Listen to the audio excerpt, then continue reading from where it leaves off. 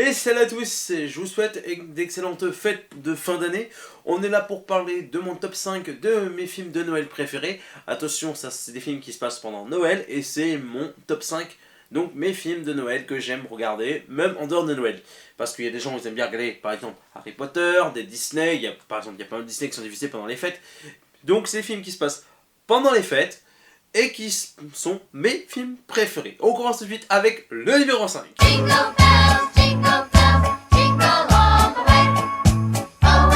L'étrange Noël de Monsieur Jack. Alors c'est un Disney que j'aime beaucoup, que j'ai vu très peu, mais je sais pas pourquoi, il y a cette petite magie que j'aime énormément. Ce n'est pas réalisé par Tim Burton, comparé à ce que beaucoup croient, et non, c'est par, que je dis pas de bêtises, Henry Selick. Donc c'est un film que j'aime énormément parce que le côté sombre, on trouve la petite patte de Tim Burton, malgré qu'il n'est pas, il est juste le producteur. Le petit côté sombre de Noël parce que le Jack Skellington, qui est à la base le roi des citrouilles, a envie de changement, donc il a envie de fêter Noël, sauf qu'il est complètement à côté de la plaque. Et c'est ça que j'aime dans ce film, c'est drôle, c'est les chansons, moi qui n'ai pas très film à chanson, je trouve que là ça passe plutôt bien. C'est un bon conte de Noël que j'aime regarder, qui a un petit côté sombre, qui est très fantastique, qu'il faut revoir, et si vous ne le connaissez pas, je vous conseille vraiment de le voir. L'étrange de Noël, Monsieur Jacquet, numéro 5. Jingle bells, jingle bells, jingle all the way. Oh, what fun it is to ride. Le Grinch. Ah, un film de Noël avec Jim Carrey, réalisé par Ron Howard, ça peut faire qu'envie, non? J'ai remarqué que beaucoup de personnes n'aiment pas ce film, je sais pas comprendre pourquoi, parce que je trouve que c'est un conte de Noël qui a certes déjà été raconté, on a déjà vu le dessin animé, il y a même un long métrage qui est ressorti l'année dernière par les studios Animation. Moi je trouve que ouais ça passe super bien, Jim Carrey comme d'hab qui est assez déjanté. Après je me rappelle pas de l'original exact, mais j'ai vu la version animée de l'année dernière qui était assez similaire mais qui offrait moins d'ouverture, qui offrait moins de choses intéressantes comparé au film. Et Jim Carrey comme d'hab dedans il est bon quoi. Voilà, Ron Howard je trouve que il sait raconter des histoires, que ce soit plutôt pour l'enfantin, pour les enfants, que ce soit plus adultes, comme, ou même des... Il a un univers que j'aime énormément. Et là, ça passe super bien. Et là, pareil, on passe du monde d'humour. Je l'ai revu l'année dernière, pour vous dire, j'ai vu la version animée, Pop Simulation, et j'ai revu la version Jim Carrey, avec Jim Carrey, donc réalisé par Ron Howard, le soir même, et j'ai passé de très bons moments, je me marre, Voilà, il y a quelques petites chansons qui me saoulent un petit peu, mais bon, comme j'ai dit avant, j'aime pas trop les films où il y a trop de chansons. Mais là, c'est avec cette petite gamine, comment elle s'appelle Lou, je sais plus, bon, je sais, enfin, qui veut donner de l'espoir au Grinch pour montrer que pas tout le monde est détestable, parce que le Grinch c'est quelqu'un qui a souffert en étant enfant, qui a été rushé suite à sa différence, parce qu'il est poilu, il est pas beau, bon. Et je trouve que ça passe plutôt bien, c'est plutôt bien raconté. Et là, bon, bah, ça montre encore cette histoire de différence, voilà, on se moque de toi. Et il est amoureux de cette fameuse Martha May, et malgré tout, on sent que cette Martha May, malgré la différence, elle trouve du charme à ce petit Grinch. Et puis ce gamin qui décide de s'exiler tout en haut d'une montagne, qui n'aime pas Noël. Et en même temps, comment aimer Noël quand pendant Noël tu veux offrir un cadeau, on se fout de ta gueule.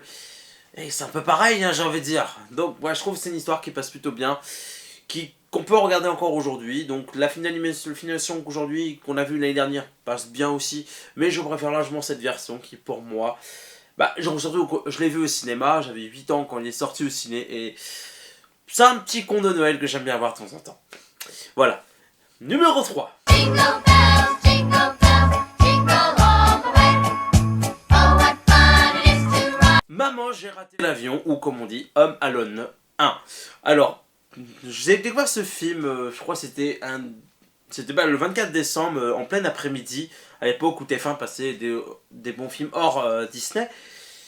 Réalisé par Chris Columbus, donc Chris Columbus qui est connu pour Madame Doubtfire, ou les deux premiers Harry Potter, ou Pixel sorti il y a à peine 4 ans.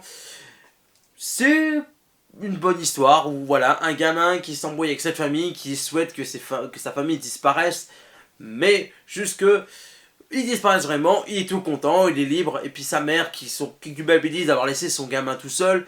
Et là, ça va commencer à prendre les choses un peu plus chaotiques, surtout que deux petits voleurs, les casseurs flotteurs, donc qui sont Harry et Marvin, c'est deux méchants, et puis ce petit Kevin qui va essayer de vouloir battre ces méchants pour sauver sa maison, et puis bon, bref. Ouais, donc c'est fun. Donc après, il y a eu des suites, donc Alone 2, donc Maman, j'ai encore raté l'avion, où là, il est dans le... Il se retrouve à New York, et non, il se retrouve seul, mais cette fois-ci à New York. Je trouve que c'est trop répétitif, ça a voulu trop faire la même chose, il y a quasiment les mêmes pièges, sauf que là, bah, le gamin s'existe dans un hôtel, et puis après, il se retrouve dans une vieille maison de famille et pour mettre ses pièges. Je trouve que là, c'est pas très subtil parce qu'on retrouve la même chose. Il y a eu également de tuer, c'est Home Alone 3, donc et Maman, je m'occupe des méchants, qui se passe pas forcément pendant Noël, que j'aime beaucoup parce que le gamin qui a la varicelle, c'était Alex. Là, cette fois-ci, on passe de 2 à 4 méchants et là, ça passe super bien aussi. Et donc, pour moi, on le niveau du 2, mais voilà, c'est un peu rien à voir, c'est plus, ils sont juste appelés Home Alone 3 pour faire une sorte de suite. Et on a eu le 4 qui était Home Alone 4, qui était également Maman, je suis seul contre tous, une histoire d'un gamin qui se retrouve dans une famille et où ils se passent leur temps disputés. Bon, celui-là, c'est celui que j'aime le moins. Voilà, ça passe pas, je trouve que l'humour passe pas, c'est pas subtil, c'est chiant, voilà. Donc voilà, Maman, j'ai raté l'avion, le premier, c'est un film que je vous conseille de voir. Chris Columbus qui raconte une petite conte de Noël très sympathique, avec de l'action, de l'humour. Et puis cet attachement de famille, c'est comme quoi, voilà, c'est pas parce qu'on se dispute dans une famille que forcément faut se détester. Et c'est ça la magie de Noël. On se rend compte que bah on l'aime sa famille malgré que parfois elle est exécrable, elle est chiante et détestable. On passe au numéro 2. Jingle bells, jingle bells, jingle all the way. Oh, what fun it is to ride. Gremlins.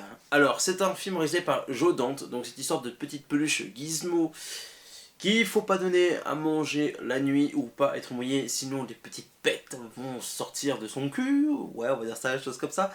Et sauf que ces petites bêtes sont pas toutes mignonnes comparé aux petits gizmos qu'on a envie de caresser, de prendre dans ses bras.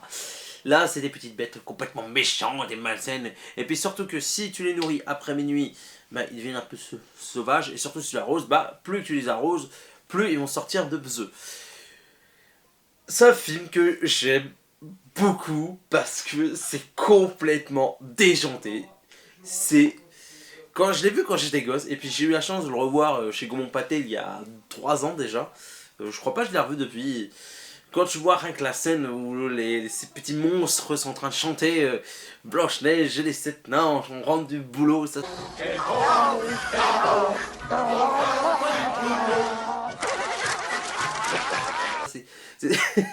C'est complètement con.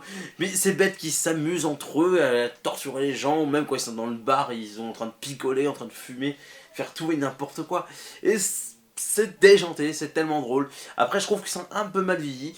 Le 2 qui est sorti quelques années après, j'aime pas du tout. Sachant qu'ils veulent faire un remake ou une suite, ça fait plusieurs années qu'on raconte ça, mais on n'entend pas parler. Mais bon, voilà, c'est un film que j'aime beaucoup parce qu'il me fait rire. Et ça se passe pendant Noël. C'est bien pour Noël, voilà, on t'offre une petite peluche, mais bon, cette petite peluche vivante peut apporter des choses mal. Même si le petit gizmo, voilà, il a rien demandé de mal. Numéro 1. Jingle bells, jingle bells, jingle all the way. Oh, what fun it is to ride. Super Noël, réalisé par John Henskins. C'est l'histoire de Skull Cabin, petit entrepreneur qui fabrique des jouets. Pour la veille de Noël, il va aller avec son fils Charlie, donc il va lire une petite histoire sur le Père Noël, et puis, sans faire exprès, il va faire tomber le Père Noël de son toit à la veille de Noël, et il va mettre son costume, et ensuite devenir le Père Noël. Je peux pas aller plus loin que ça. Hein. Donc c'est un petit conte très sympa, enfin un conte. C'est un film que j'aime beaucoup, que j'ai revu la semaine dernière parce que vu que c'est mon film de Noël préféré, j'avais envie de le revoir à cette période des fêtes. Et donc j'aime ce film parce que je trouve qu'il y a une morale assez intéressante dans le sens que c'est un petit garçon qui veut encore croire au Père Noël, mais parce qu'un de ses amis ou sa camarade de classe disait qu'il ne faut plus croire au Père Noël parce que c'est de la connerie, c'est les parents qui apportent les cadeaux, tout et tralala. Mais ce qui est intéressant, c'est que c'est pas parce qu'on ne voit pas que ça n'existe pas. Bon, personne ne croit pas au Père Noël, mais ce qui est mignon dans cette histoire, même si on sait que ça n'existe pas, enfin quoique peut-être qu'il existe, hein, peut-être que j'ai une connerie, donc au Père Noël, bisous. Et ce qui est bien, c'est que c'est pas parce qu'on ne voit pas que ça n'existe pas. C'est comme Charlie quand il dit au psy, donc le copain le compagnon de Laura, la mère de Charlie, dit « Est-ce que tu as déjà vu $1 million ?» Il dit « Non, c'est pas parce que tu l'as... » Et Charlie répond « Ce n'est pas parce que tu l'as pas vu que ça n'existe pas. » Et ça, c'est un peu la même chose. Donc après, il y a eu des suites, donc il y a eu... Hyper Noël et Super Noël méga géré. Donc le 2 qui est plutôt sympathique, où Charlie il grandit, donc il devient insolent parce qu'il a ce mal de vivre, de voir que tous ses potes sont des simples parents, pompiers, dentistes, et lui il a son père qui est le Père Noël, mais qui va être obligé de trouver une femme parce que sinon il va être dépernalisé. Et pendant un moment, il a dit à sa prof il faut pas croire pour vous, enfin, faut pas voir pour croire, mais plutôt croire pour voir. Et c'est un peu la même chose en fait. Je trouve que ces deux histoires sont assez bien. Bon, après le 3, par contre, je vais pas en parler. Ça vaut mieux parce que je n'aime pas. Je l'ai vu une fois, ça m'a suffi. Et le 2 passe plutôt bien. Et donc Tim Allen qui passe bien, je trouve que pendant un moment il y a plusieurs de petites répliques drôles où il fait des réflexions par rapport au pull du psychologue Niels, et ça passe plutôt bien. Donc c'est un film de Noël que j'aime, que je regarde une fois par an, mais après certains disent ouais c'est pas intéressant, c'est vieux. Moi ça me berce mon enfance, moi je l'aime encore, et c'est pour ça que c'est mon film de Noël préféré, parce que je connais pas mal de répliques. Et voilà, c'est la fin de ce petit top de mes films de Noël préférés. N'hésitez pas à donner vos films que vous aimez regarder pendant Noël, mais surtout vos films de Noël préférés. Il y en a d'autres que j'aurais bien voulu mettre, mais j'ai mis par rapport à mes goûts, comme Le Père Noël est une ordure, Maman, j'ai encore raté Avion 2, qui est plutôt sympa, mais bon. Il y en a d'autres que, voilà, qui passent bien pendant Noël. Mais bref, n'hésitez pas à donner votre top. En tout cas, j'espère que cette vidéo vous aura plu. Je vais essayer de faire d'autres tops prochainement. Donc le top Star Wars, on va essayer de le faire fin janvier. Mais avant, il y aura le flop et le top 10 de mes films de mai 19. Donc il arrivera début janvier, dans la semaine de la rentrée, je pense.